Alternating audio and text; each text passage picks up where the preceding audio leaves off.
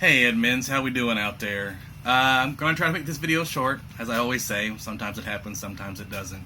A couple things we need to cover though. Again, that it seems to be happening in a lot of lodges that we're still having trouble with the women and the one moose and the dues. So a perfect example that came up that I'll cover. Remember, women will still have an expiration date sometime this year that correlates with their old expiration date, and they will have to pay lodge dues. If they paid up of April 30th, they get 3 free years of chapter dues, not lodge dues.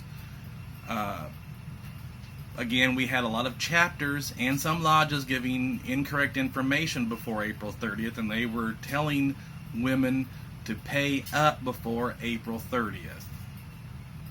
What Moose International and myself and many individuals were saying is, we just wanted to make sure that the woman was current on April 30th. That would give her the 3 years of chapter dues for free. Here's a perfect example. It just happened in the lodge and we've had some confusion, so I'll kind of use it as an example. Woman went and paid her dues before April 30th to the chapter. She was paying chapter dues. Her regular expiration date was May 31st. So she paid a month and a half early. She was only paying chapter dues. So she was current come April 30th, and even if she hadn't paid those chapter dues that day, she still would have been current on April 30th. And she would have gotten the 3 years of chapter dues for free, and then would have received a bill from Moose International to pay her lodge dues that she would be expiring on May 31st. That chapter took her money and went ahead and paid her chapter dues anyways. All that did was give her another year of chapter dues. So instead of getting 3 years of chapter dues, she's paid up for 4 years. Then on May 31st, she's expired in the lodge. She has to pay the lodge dues, whatever those dues are for the lodge.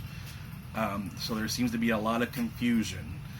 On that note, though, I would like to say that I'm very proud of my territory. We've done a very good job of picking up some women that were expired that didn't pay their dues or weren't caught up come April 30th. We've seen those numbers come in. Actually, for our territory right now, we've done very well. We are at 53 members over the year before. That's a very good thing. That's what the combination numbers of men and women together now is one and the one moose. If you guys see the association numbers, we're even. We're currently even. We're beating the North really good. They're actually like 55 members down from last year. So I'm very proud of our lodges. We've done a very good job in retention. We want to make sure that we're keeping those retention lists going out to our retention teams, whoever's doing it, and keeping up on that, because there are a lot of women that did expire come April 30th and didn't keep their dues up. And again, if they expired April 30th, when they come back and pay their lodge dues, which they have to stay current and come in the lodge, they don't have to be a chapter member anymore. That's their decision. Again, very much like the Moose Legion. As we know, convention's coming up very soon. I will be taking off next Monday. We'll be gone pretty much all week and will not be back till the Tuesday or Wednesday after convention. So if anybody needs to get a hold of me, again, texting is probably the best way, or emailing. I will try to get back to them as soon as I can. I'll try to look at least once a day to get back on those. If anybody's calling me, same as usual. I try to return the phone calls in the order they were received. I can't promise how quickly I can get back to them. Convention for me is not a working vacation. I've heard that said more than once. I will be working my butt off from early in the morning till late in the evening. About the only time I have off is going to the baseball game on Friday night. So again, if you need to get a hold of me, be patient. If it's a true emergency, then text maybe put 911, but I can't imagine that be happening unless, the law is being called or our lodge is burning down. Also, officers. We need to get our officers entered into LCL Web now. period. We have lots of lodges that haven't entered that. Now, I do realize that some of the officers cannot be entered because they've not been enrolled into the Moose Legion. If you're still waiting on those and it's taking a long time, get with your Moose Legion president and see where they stand.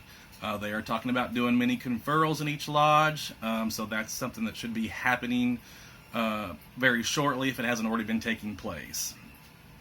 I get a lot of requests from lodges when it comes to officers being trained with lodge leadership.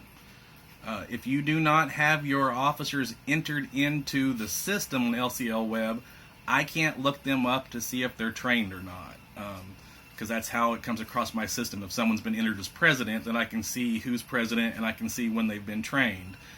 If you don't have them entered, I can't help you.